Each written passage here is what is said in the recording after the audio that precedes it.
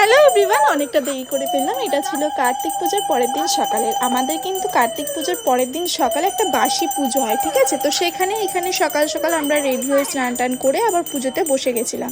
আর সারাদিন জানো তো, কালকের যে আগের দিনে যে উপোস করেছিলাম, একটু টায়ার্ড ছিলাম, সেজন্য সারাদিন কোনো ভিডিওই করিনি। একবারে সন্ধ্যা থেকে যখন রান্না শুরু করেছিলাম, সবার খাওয়া দাওয়ার আয়োজন যে করেছিলাম, সেই রান্না থেকেই কিন্তু আমি ভিডিও স্টার্ট করেছিলাম। আর সেদিন কিন্তু বাড়িতে অনেকে এসেছিলো। একটা ভিডিওর মধ্যে সমস্ত কিছুটা শেয়ার করা সম্ভব নয়, তো তোমাদেরকে একটু ওয়েট করতে হবে, আমি এক এক করে সমস্ত ভিডিও দেব। তো এখানে দেখো অলরেডি আমার ঠাকুরপো, মৌমিতা, বৌদি সবাই চলে এসেছিলো তখন।